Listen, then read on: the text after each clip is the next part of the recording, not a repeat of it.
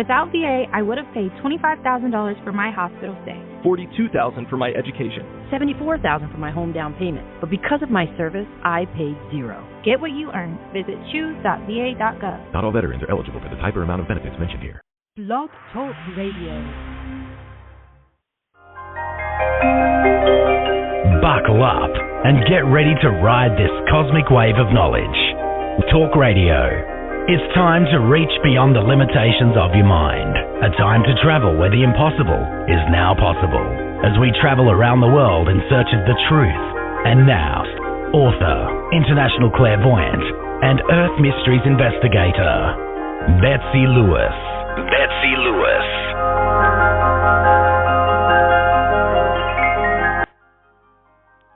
Welcome to Stargate Radio, everyone.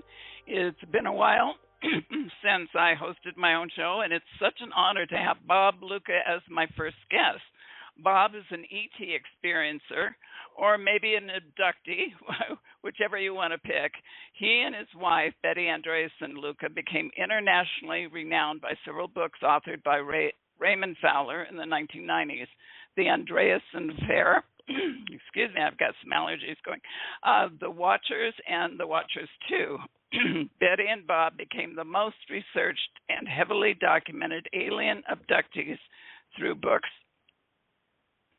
magazines, TV, and radio shows, and newspapers. But sadly, Betty passed away in 2022, and we lost an amazing spiritual lady who left us her beautiful illustrations of their encounters. In 2012, Betty and Bob penned their own book, A Lifting of the Veil, and that's available on Amazon. It's a great book, so I encourage you to read it. Both of them tell more about their ET experiences and the harassment by government agencies. So welcome to the show, Bob. It's great to have you on, and so far so good. Are you there, Bob?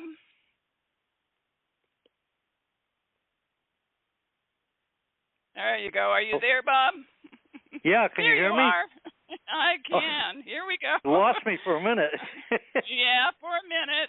I don't know. It automatically mutes people. I don't know why it does that. But anyway, you're here. And Did you hear the voice in between? No. What'd you hear? I heard a voice in between. When you couldn't hear me, I heard a male voice.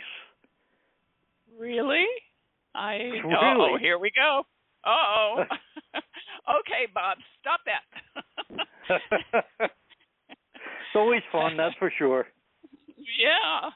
So, I've got a lot of questions, and I know you've got a lot of things that you want to cover, but I wanted to talk about your earliest experiences. And I know so many people have been abducted as children, and did that start for you as a child? Oh, yeah. I was 5 years old, and Betty was 7 years old when we had our first experiences. Wow. Mine was not an abduction. Rather, a craft came and hovered over my swing set, to the left of my swing set, and we had a victory garden back then, like everybody did during World War II. And it was a small disc-shaped craft, and as it tipped, it had a glass bubble on top, and I could see what I called two little people inside. And they looked like the typical grays today that we see. And they beamed a light right at my forehead, and it was about as thin as a pencil lead, and it was bright white, and it struck me on the forehead between the eyes and a little bit above, and I was paralyzed. I was stuck on my swings. And they told me a few things. They said that they had been to people all over, in other words, all over the world, and that they were preparing something for mankind in the future that would be good, and that when people like me and others that had seen them see them in the future, we won't be frightened. And they also said that people that they had visited would meet each other over time. And that sure has proved to be the truth with me, because I've met many people that have been abductees and so forth. And well, let's face it, that's basically how I ran into Betty under very strange circumstances. So they were correct. They led us to others that had similar experiences or sightings or abductions, and apparently there is a reason for it. They have an agenda, a plan. The ones, and I'm just speaking of the ones that we had experienced, because there are a number of groups visiting Earth. These say that they love mankind, that they want to help mankind, but that we have advanced too fast in technology and far too slow in spirituality. And they said it is better to lose some than all. And that's what makes me wonder what's coming and how many are we going to lose. Because usually when they say something, it turns out to be correct. You know, the one thing that I think, if people understood that they are being monitored and checked every day, are their thoughts, their actions, you know, their words and everything. And I know you talked about that they monitor us, you know, the benevolent ones. But absolutely, you know, when are people going to realize that, you know, that there's karma for their actions, their horrible, you know, violent actions? People are just nuts nowadays. Yeah, they don't realize it, but I was told, not by the Greys, but the very tall ones with white robes and pale skin and white hair, the elders, yes. I was told that what you do here, what you do on this earth now, is going to determine what happens to you after you leave your body. And they told me very clearly, your consciousness survives death. You do not die. Only your body dies. Your consciousness goes on. And that consciousness may be put back on earth. It may be put somewhere else. But what you do here now is going to determine where you're going and whether you're going to suffer a very hard life to make up for what you did before, or whether you're going to another place. But it all depends on how you are on this earth. This is like a training ground, I guess you could say. Right. Yeah, and you know, it's so amazing. You've had all these experiences, and I know that you were told, both you and Betty were told, that you're chosen. And so what do you feel that you were chosen for? I know there's other people, abductees, that they claim they've been chosen. So what's going to happen? What do they have in mind for you? Well, we pondered over that for years. You know, chosen for what? What are we supposed to do? And then we finally figured out back then. I mean, when this happened, it was in the 60s, in a totally different time than now. And we finally figured out it was to show with credibility that these things are happening and that these beings are real. And the one thing that they kept impressing over and over is that love is the answer. That was the main message of everything they had to say, can be boiled right down to those few words, that love is the answer. And you can see it when you look at the papers or the TV today, the news. It's so lacking. People are so at each other's throat for the least little thing. I mean, it's foolishness. The love is just not there. And it's going to cost us dearly. You're right. You know, it feels like there's a spiritual war going on right now, you know, and there's a lot of satanic stuff going on too right now. So there is this war against, you know, the good people, the white hats, and, you know, the dark hats. And absolutely. Yeah. So who's going to win this war? I think the white hats are. Well, you know, even if we get killed off in this world, if you're a white hat, you're going to be fine afterwards. So you're nothing to worry about. You know, even I think even in Jesus said, don't worry about those that can hurt the body or something to that nature. I'm certainly not a biblical scholar, but I remember hearing that. So you don't have to worry about what hurts the body, because the essence of you or consciousness is not going to die anyway. You're going to go on. Right, right.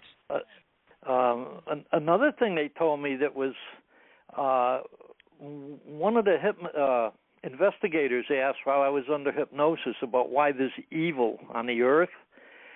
Yes. And the answer that they gave me, they said that the Creator had given us free choice.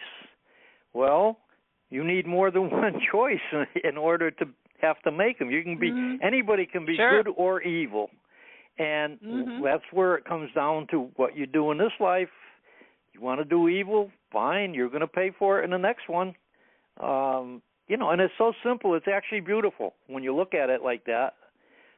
But most people don't get it. I wonder if other worlds are like that. Yeah, that's right. They don't. And you know, I see I'm looking at your book, you know, Watchers 2, and it does say that. And you answered the hypnotist. There will come a time when evil will be wiped away. That time is not close at hand.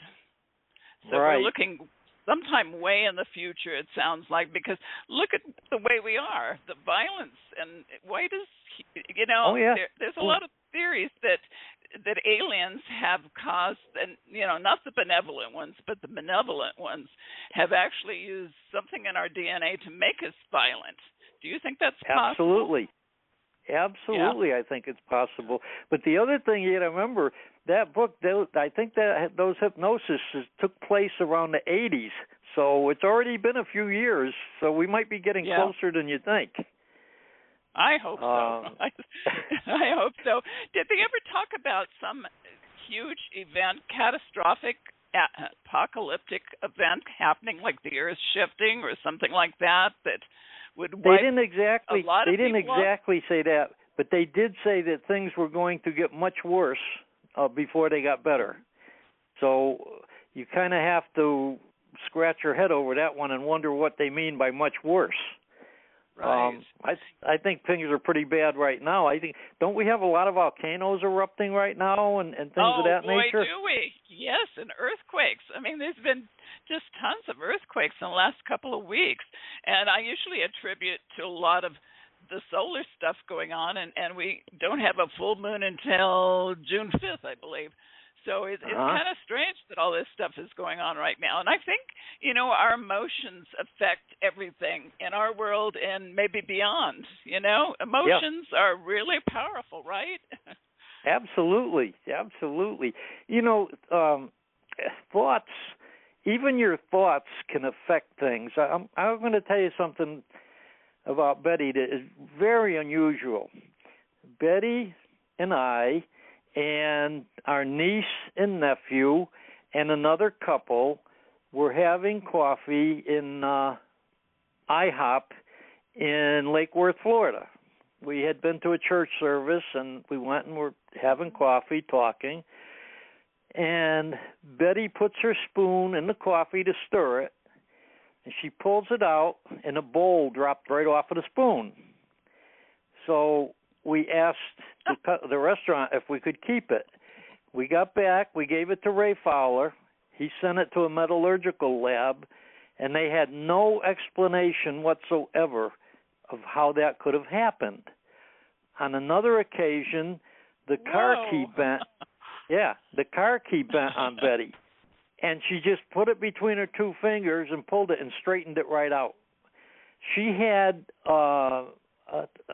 she wasn't aware, I don't think, of the ability she had, because on another occasion, when I was flying, I was taking flying lessons. I had a solo license at that time, which means I could fly alone. But I snuck off to another airport and had Betty meet me there.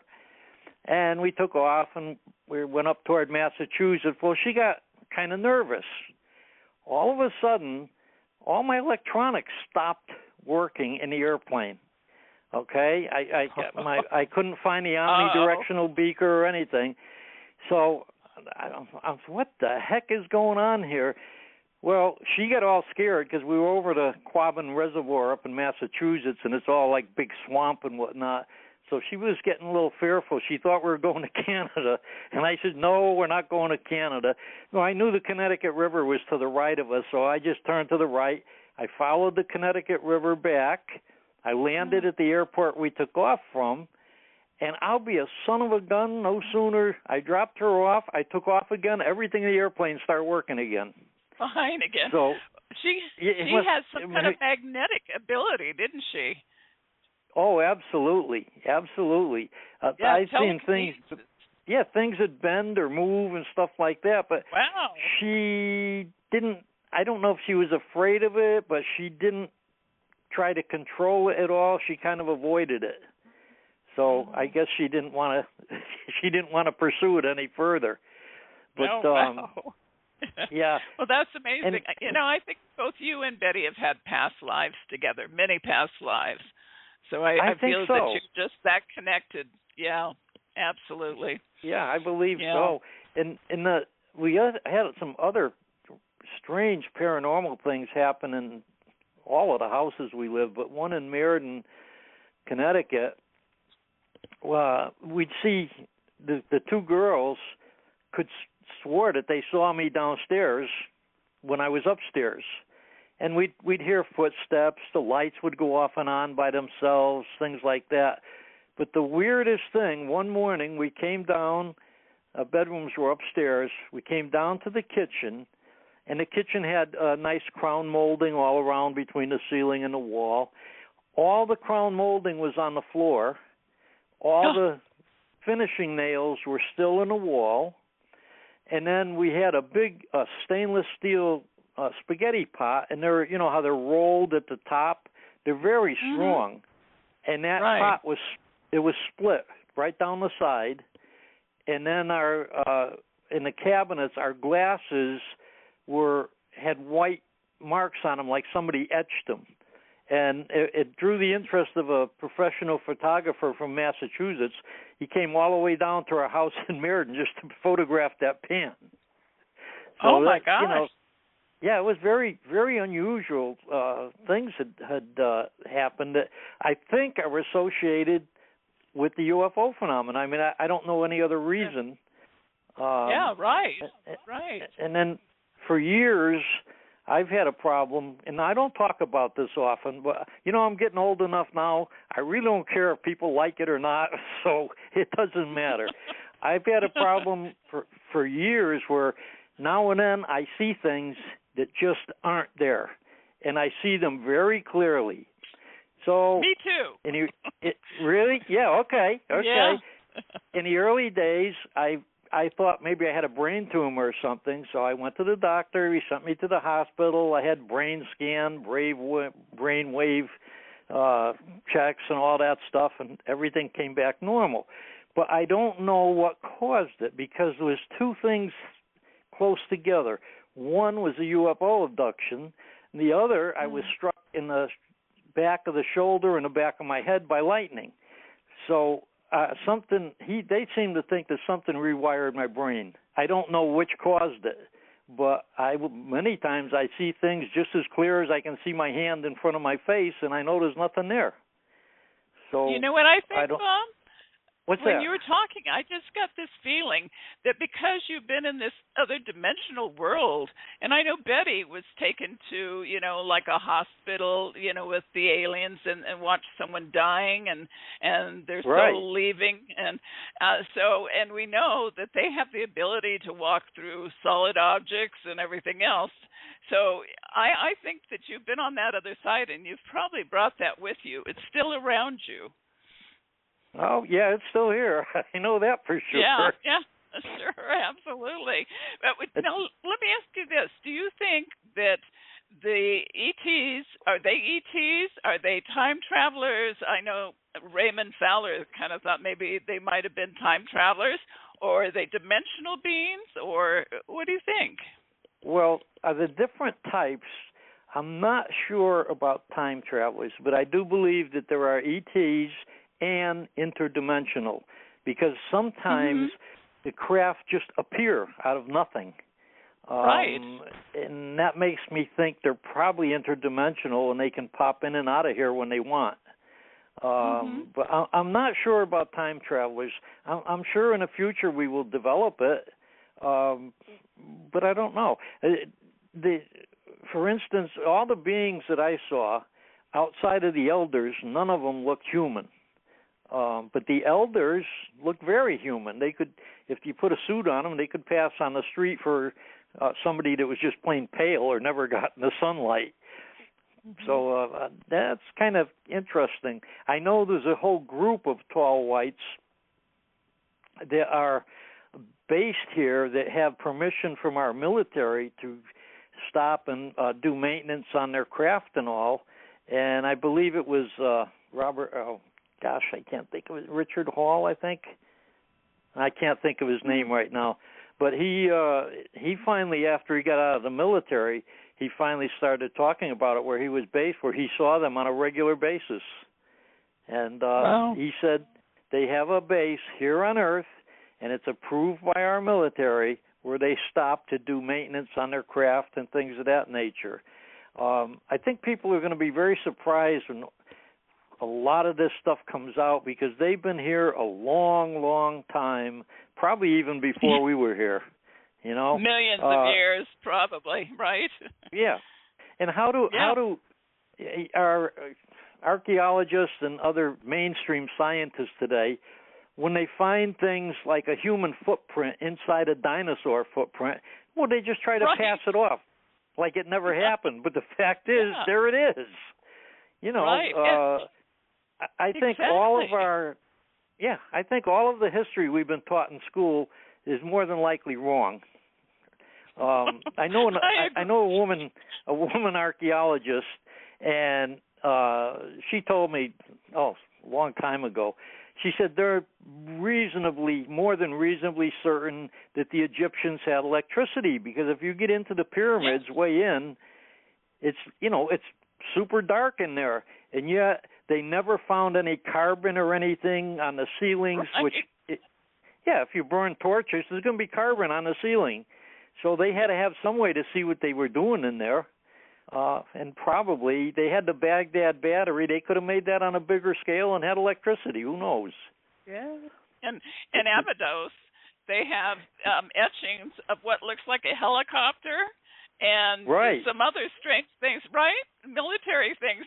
And, they've kind of said that that's not possible, that it's something else, and they carved over it or whatever to make it look that way. But I think you're right. I think, that the Great Pyramid was a great generator. It had incredible properties, and maybe that came from Atlantis. Right. Well, even just for the heck of it, one time I built a little pyramid to scale. And you could take a razor blade and put it inside that pyramid, raised up about an inch off the floor, and face it north and south like the real one. And that darn razor blade wouldn't dull. It would stay sharp. Wow. And that's an experiment, because there's some kind of field that the pyramid creates. And I don't know if it's magnetic or what, but that razor blade would stay sharp as long as I left it in there. So that's crazy. Wow. Yeah. Wow. Yeah. I wanted to ask you about medical examinations that you and Betty went through. And did you feel that they were creating hybrids from, the DNA, your DNA and Betty's DNA? Absolutely. All right, I've never talked about this before, because this really bothers the hell out of me. But at one time when I was taken, they did show me a young, I think it was a male. It was a gray hybrid, and I felt very emotional about it, and like I thought it came from me.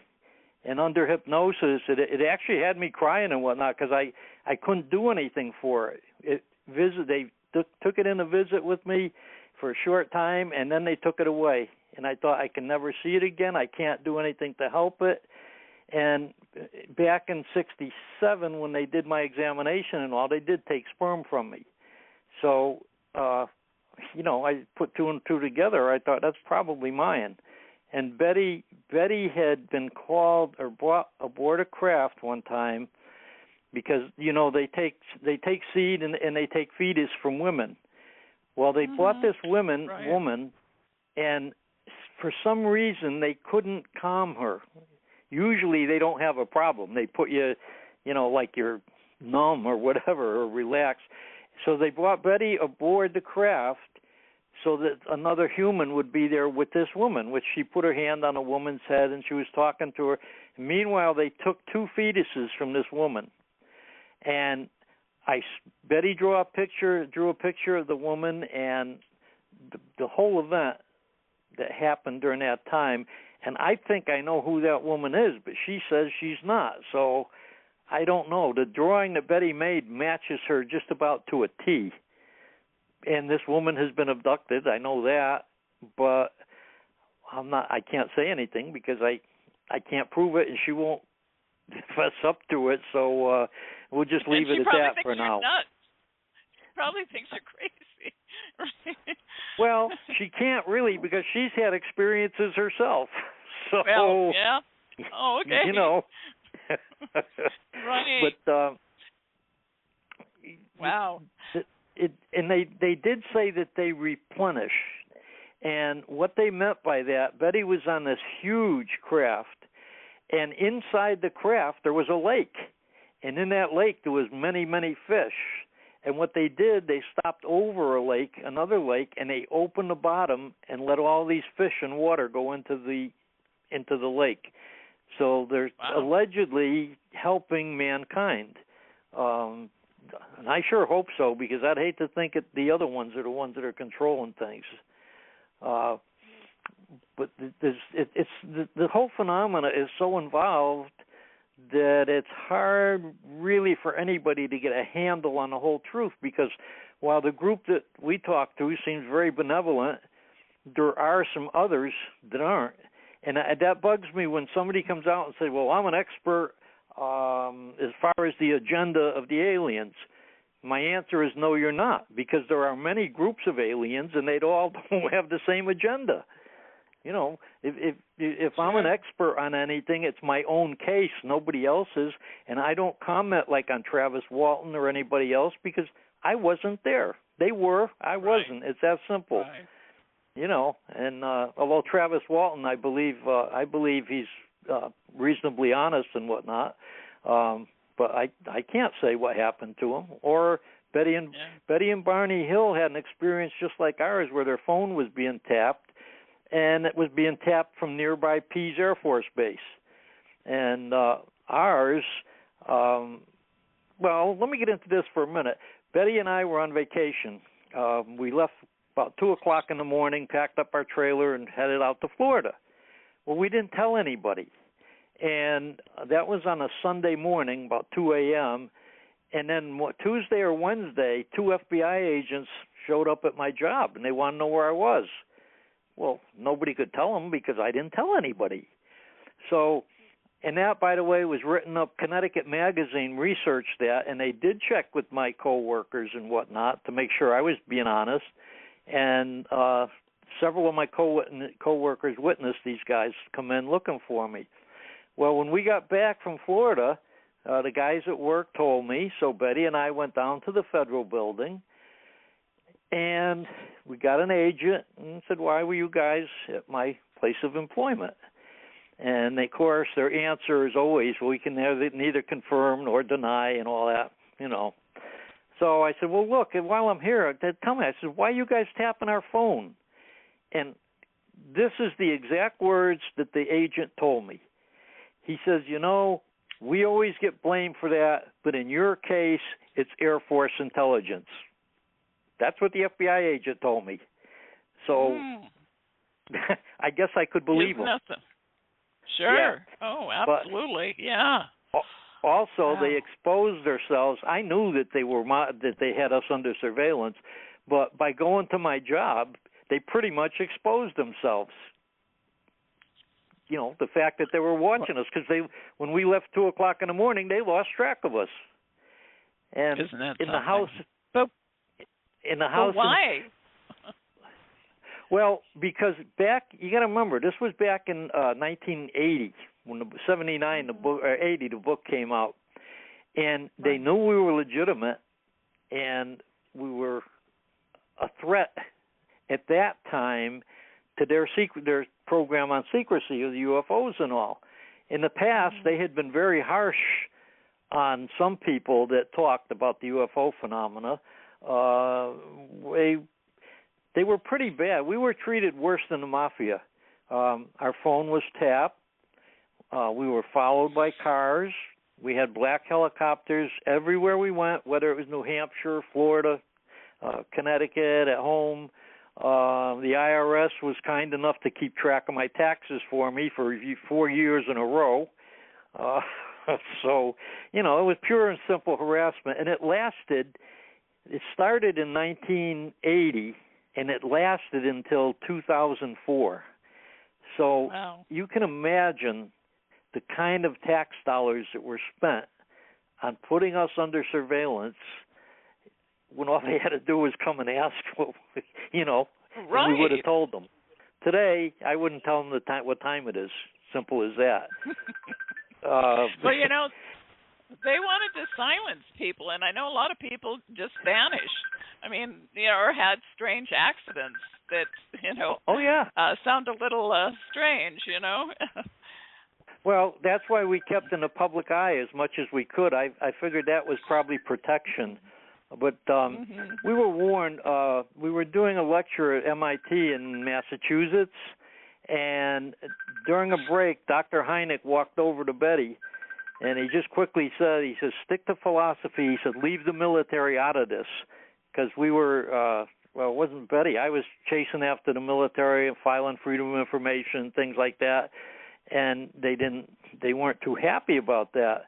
And then we were doing a lecture in Phoenix, and during a break, a guy came over to me. I didn't know the guy, but he was obviously military. He's probably about mid-30s. He had a buzz-cut haircut.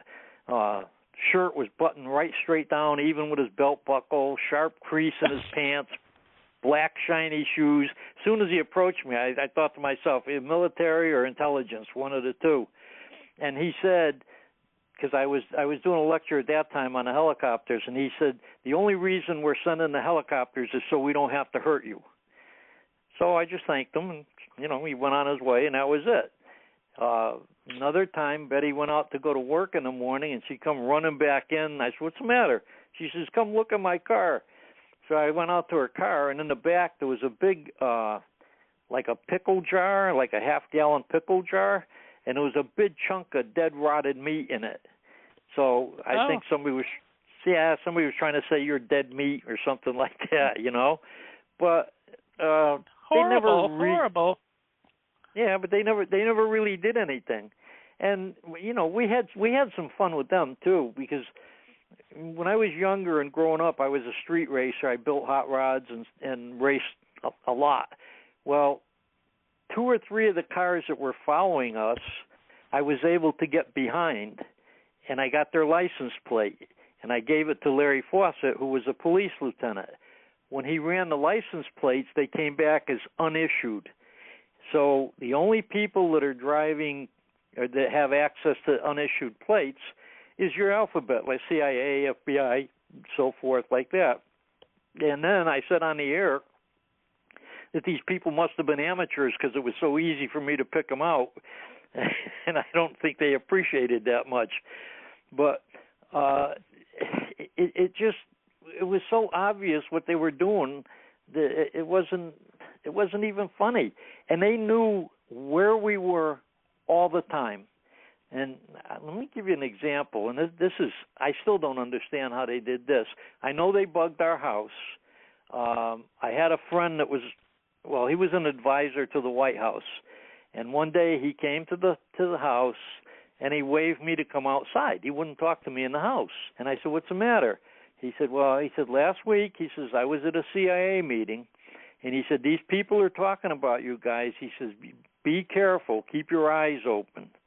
So, I thought, what the heck are they going to try now? Well, unfortunately, it was only a few weeks later, they broke into our house sometime, 1, 2 o'clock in the morning, something like that.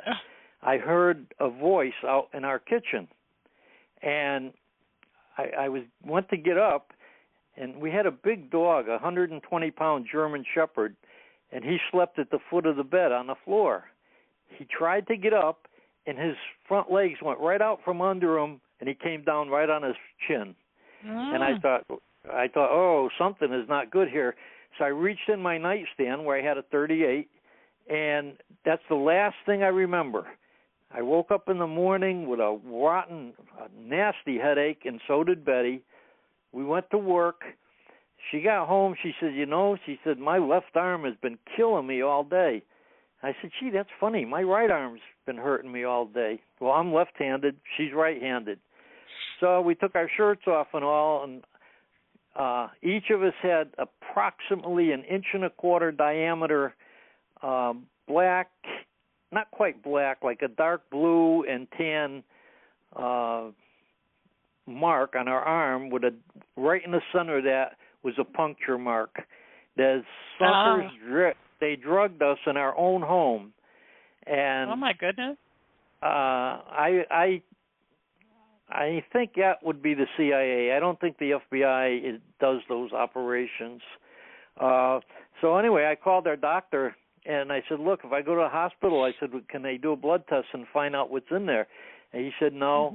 He said, it's too late. And then I thought of calling the police, but what am I going to tell them? I think a government agent dropped drug. So, we just had to let it go. Right. Because otherwise we'd look like a jerk. But how they tracked us, I don't know. And here's a prime example. Patricia used to be a psychologist, and we went to her home. We were doing a private lecture for her and a group of her friends. And Betty finished her talk, and I just started to talk about the helicopters, and all of a sudden you're whop, whop, whop, whop, and there's about 20 people there, and we all saw a black Huey circle the house. So we figured, okay, that's coincidence. And then a few weeks later, we were doing a private lecture for a contractor in Meriden, Connecticut. Betty finished her talk. I started talking about the helicopters. All of a sudden, whop, whop, whop, whop. Again, it was about 15 people there, and everybody saw the helicopter come around the house. So now I'm saying that can't be coincidence. It's, twice. Yeah. And almost a month later, we were in New Britain, Connecticut, doing another private lecture for a dentist and his friends.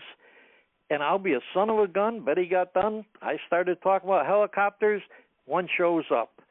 So I don't know how they tracked us and could hear, although there is an old movie called Blue Thunder, and they said all the technology about that helicopter in that movie was in use then, and they could hear you speak from 3,000 feet up, and they could see through the walls of your house. So scary. Yeah. And then on another occasion, I went in a gun store in Connecticut, and Betty was sitting in the car out front, and this black helicopter comes along and stopped right over the gun store while I was in there. They were hovering over the store. And fortunately for us, there was a reporter from the Meriden newspaper across the street. And he came over and he talked to Betty, and he witnessed it. Just before I came out of the store, the helicopter left. But they were hovering right over that store. For whatever reason, I don't know. I don't know what they were looking for, but maybe they didn't like that I was buying weapons. But they showed up everywhere. When we went to Florida, our niece and nephew said, "Oh, we knew you were coming." How did you know we were coming? Oh, we saw the black helicopters. I said, "Great." Oh my God! Were those unmarked helicopters, Bob? I tried to trace those down for years. They had no markings. They were all black, not olive drab, but flat black. And I finally found one I got close enough to in an area where I shouldn't have been. And they do have numbers, but the numbers are black and very close to the black on the body, so that if you get within like 15 feet, you can see the numbers. So they're legal, but on the ground you will never see the numbers when they're flying over. That's how they got away with that. So, Bob, I want you to talk about your healing, because I was thinking about the Phoenix event, and so many people. Dr. Lynn Kaiti was saying that she had a healing after that event in 1997, and I know you had something you were going to talk about. That's right. Okay. I had heard for years. I did a lot of heavy work. I started out as an automotive technician. And then I became the transmission guy where I worked because nobody else did them. And transmissions are pretty heavy, especially automatics. So you're repairing them, you got to flip them around on a bench and whatnot. And I finally hurt my back really good. I mean, I was out of work for over a year. And I had gone to several different doctors. The pain was bad enough that they prescribed narcotics for me, and I wouldn't take them. I said, no, I won't take that. I said, just give me Advil, 800 milligrams of Advil, something like that. So to make a long story short, I ended up going to the hospital, and they said I had degeneration of 3 of the discs in my back and also in my neck. So their solution, they wanted to go through my mouth and slice the back of my and that's where they put a metal rod in your neck. Yeah, they go through your mouth to do it. And I said, no, that ain't going to happen. And then I ended up going to a surgeon, and she said, well, you need an operation. And that was it. That was the solution. Well, I never had the operation. But one night, I woke up, I woke up kind of early, and my T-shirt had pink stains on it, and my underwear was on backwards. So I thought, it wasn't like that when I went to bed last night. Well, this happened like 2 or 3 times in a month. And lo and behold, that was in 1998. And now we're in 2023, and I haven't had a back pain since, and I haven't had any surgery either. So I believe that ET healed me. Somebody did. I think so too. I still have the X-rays from the hospital that show the degeneration of the spine. And yet, a few years ago, I did hurt my back here working in the garden. I went to the chiropractor, and they took X-rays, and it didn't show any degeneration of the spine.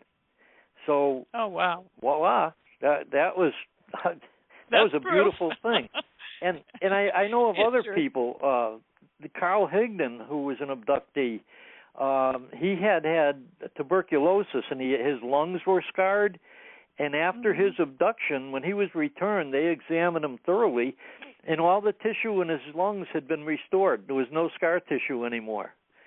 And then there was a young girl who had an extremely enlarged heart, and they said she wouldn't live to be 20.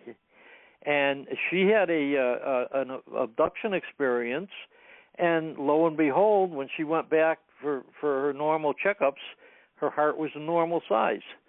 So they do heal people. There's no two ways about it.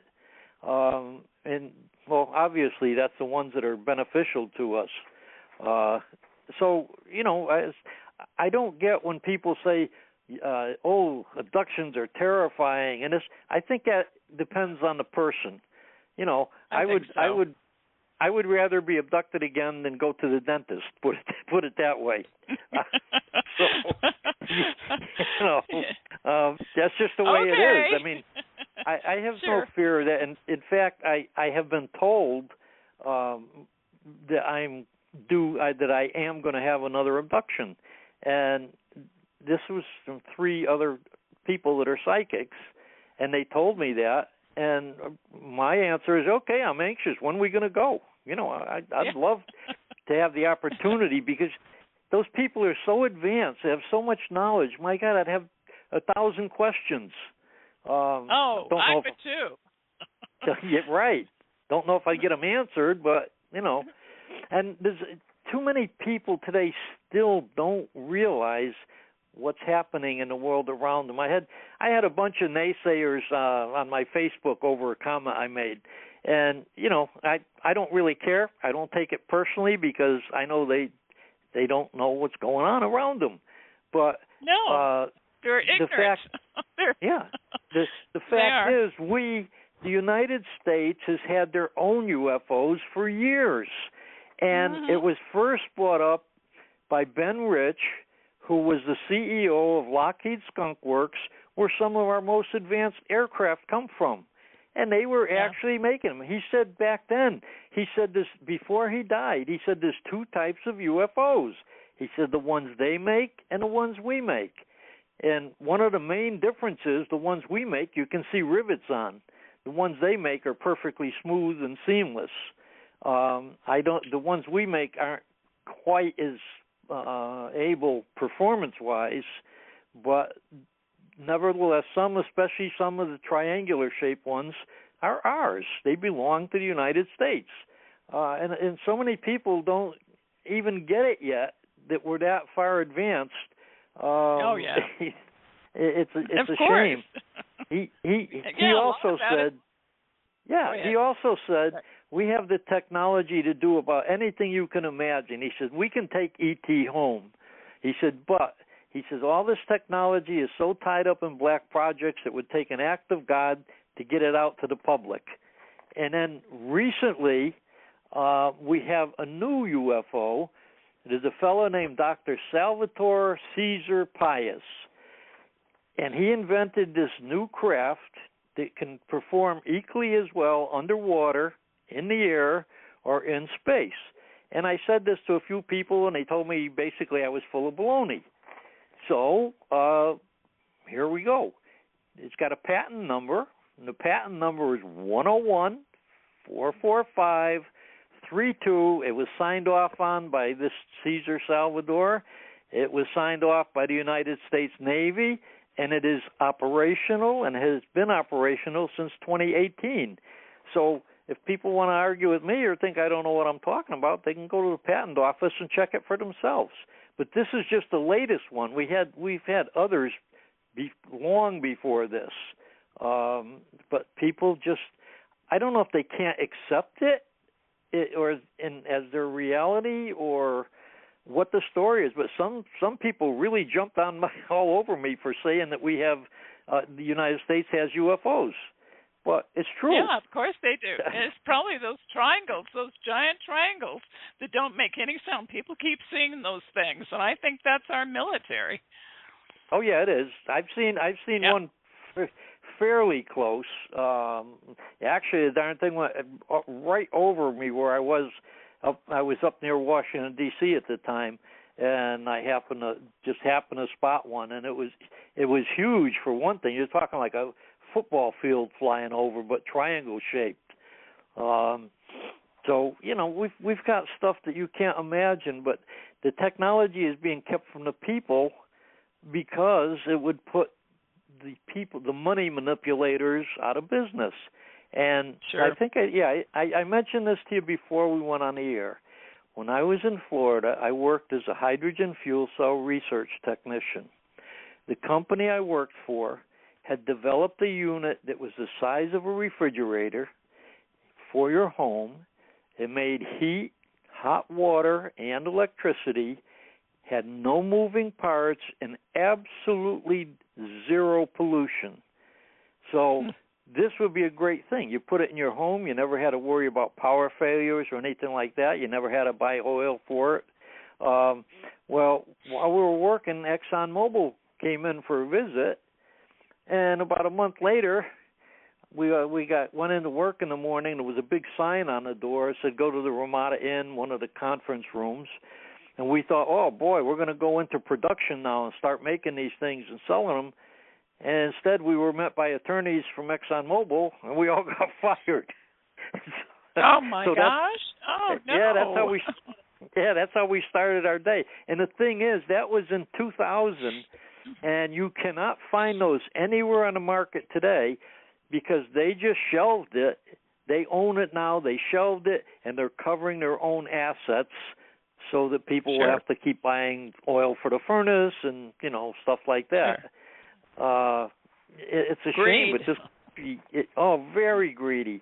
This country is I don't know if you heard this lately, and this is a killer for Big Pharma. one man started it. This guy had cancer, small cell lung cancer, and it had gotten to his liver, to his bladder, to his bones, and he took some medicine that is made for deworming dogs. Yes. And in 3 months, all his cancer was gone. Isn't that something? Other people started trying it. And there are a number of people now that are coming forth and saying they've been cured of their cancer from this dog medicine. And it's been on TV, and, you know, the guy says, I know. He said, people think I'm nuts. But he showed the proof. The doctors told him, he said 90 days to live, maybe, if he was lucky. And all his cancers cleared up. And there's another fellow that just came forth with the same thing, and all his cancers are gone. Well, you can imagine that Big Pharma would go nuts over this, because you know how expensive chemo is. They make millions. Well, even without chemo, when I've got prostate cancer myself, and to Duke University Hospital, they said, okay, well, we have a medication now. You don't have to do chemo. He just takes 4 pills a day, and so I said, okay, that sounds good. And they said the pills are $5,500 a month. So I told the doctor, I said, well, I think I'm going to die. And they said, no, don't worry, we'll get you help. And they did. They got me financial aid for the medication. But, God, can you imagine that for 1 month for the pills? No. You know, it's all about money. It is. And look at ivermectin. Yeah. Right, for COVID? Yep. Yeah. They didn't want you to have that, of course. They tried to stop it, and all the monoclonal treatments, they stopped that in Florida because people are getting cured. They want you to have the vaccine, you know, the deadly vaccine. Yeah. It's just like high blood pressure. If they cure the blood pressure, then you're not going to be taking pills for the rest of your life.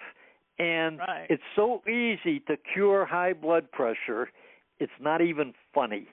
My wife had it, I had it, and we came across a video called Super Juice Me, and at first I thought, wow, what a bunch of baloney. So we tried it.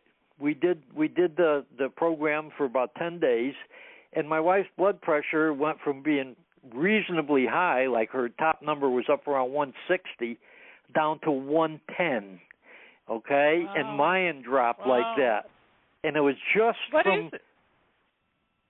Well, you can go on, just put Super Juice Me in the search window on your computer, and they did a whole video on it. It's this guy that his mother died of cancer. She was misdiagnosed, and he wanted to figure out a way to help people. So he took in people with 28 different diseases, and he put them on this diet, which is just fruit and vegetable juices for 28 days. One guy that he took in was on 52 medications, okay, and the guy they gave him 2 years to live. He did this program for 28 days, and the guy left there, went back to his doctor, and they took him off of 50 of the medications. There was another guy that had irritable bowel syndrome, and he came in. He was only in his 30s, and he was in the bathroom about 10 times a day. He would bleed and whatnot. He had pain. 28 days, the guy left totally cured. And they checked on him 2 years later, still totally healed. But Big Pharma doesn't want you to hear that stuff. It's all tied in with money, with the UFO phenomena, with technology, and with the greedy people that manipulate the money on this earth. And that's why everyday people need to wake the heck up, see what's going on, and realize you don't need Big Pharma to be cured of things. You don't really need the oil company if they would release the technology. Right now, there's over 5,000 devices that are highly efficient that have been classified by the government just so we, the public, cannot have access to them. So what does that tell you? They're protecting their money, their power structure, because once people don't need the electric company or the gas or oil company or big pharma, there goes the people that control the world's finances, and they don't want that. They'll fight to the death to preserve, to keep things the way they are, the status quo. So it's a sad situation, but that's the way it is. And little things people don't realize. I took my car, one of the older cars I had, and I made a little small hydrogen generator, put it in the car, and the car used to get 30 miles to a gallon. After I put that in, I was getting 50 miles to a gallon consistently. Okay. Oh, how cool! And it cost me about $60 to build the thing, and anybody could do it with a little bit of knowledge. Sure. So the way the cars are today and the mileage they get, that could change drastically. There's many things that could be done, but then the oil companies won't be very happy. That's right. And especially, the controllers. Yeah. Well, you never see a UFO pull into your local Shell station to fill up. So Not yet. you know that their power supply is far superior to what we're using. Oh, it is. Yeah, that's right. We've got a few more minutes. Go ahead. Yeah, I was just going to say, that is what the government doesn't care if there's aliens, but they're scared to death of us getting that technology, and there goes the need for all the big trillion-dollar companies. So that would be the end of that. But it's sad in a way. It's so sad that our country is like that. And everybody, if you look up in the past, there's been a half a dozen people that have invented things like Myers invented a car that ran on water, and he died before he ever got it marketed. There was a guy in Canada that invented what they call a vapor carburetor that would give you fantastic gas mileage, and before he could get it patented, he died. And this happened to 5 other people. They came out with super efficient devices, and they all died before they could get it out. And do you think that's a coincidence? No, it's not. Of course not. No, you're darn right.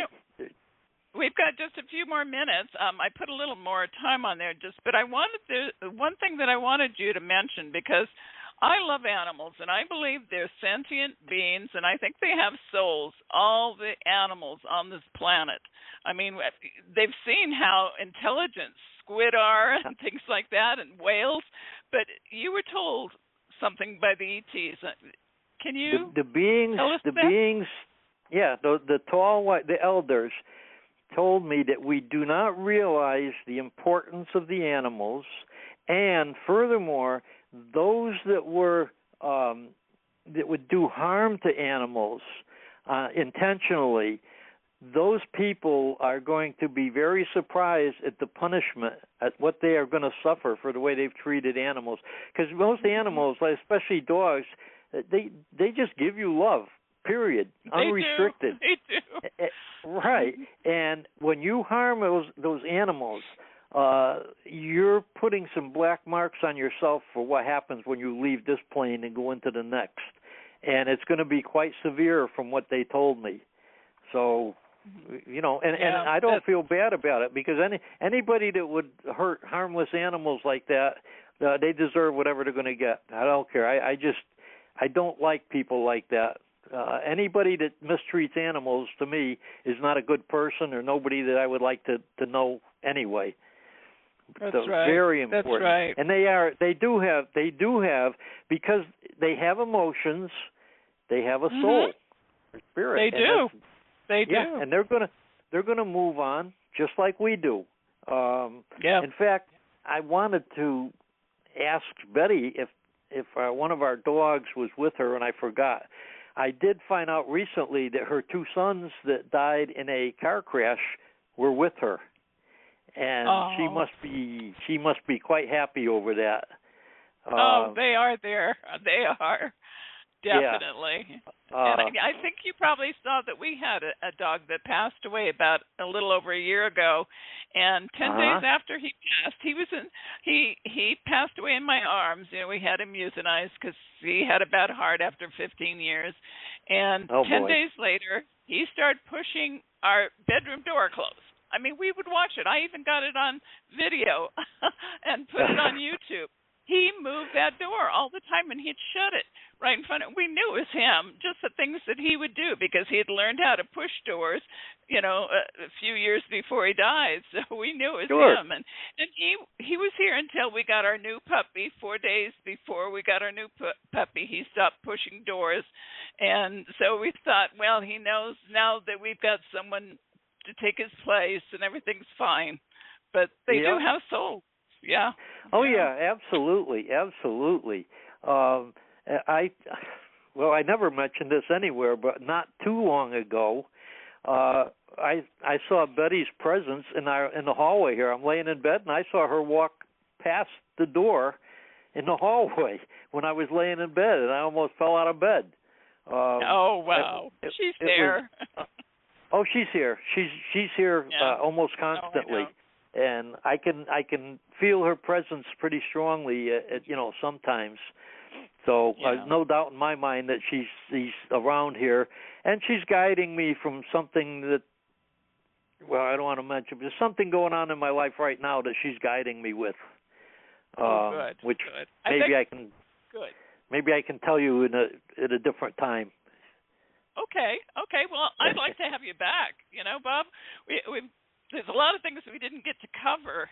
There's so much that went on with your abductions and what you were told. So I'd like to have you back again sometime. And I want to thank you so much. It was such an honor having you on the show and talking to you. Fascinating.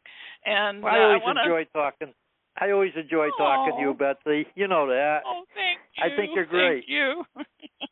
And I want everybody to go out and buy Lifting of the Veil on Amazon, Betty and Bob's book. It's a great book. And before we go, how would you like people to contact you? The best way is right on my Facebook page. It's Robert Luca. And you can't miss it. It's a picture of me standing next to my favorite airplane, which is a Piper Tomahawk. If you see that, that's me. Oh, great. Well, again, right. Thank you, and have a great Memorial weekend. Oh, thank you. And you do the same. I enjoyed talking to you immensely, Betsy. Thank you. God bless you. Same to you. Thank you again now. Thank you. Now, take care. Okay, bye-bye. Okay, bye-bye. And I just want to remind everybody, next week, June 1st, MUFON investigator Preston Dennett joins my show on the healing of UFOs and undersea UFOs. So thank you, listeners, and have a great weekend. This concludes the show.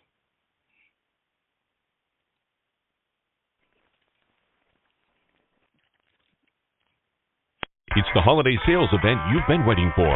Looking for the perfect heavy-duty truck to conquer the winter? Dave Smith Motors has it. From now until the end of the year, Dave Smith has heavy discounts on heavy duties. Visit davesmith.com to unlock your low price on GMC, Chevrolet, and Ram HD trucks, and see why customers travel from over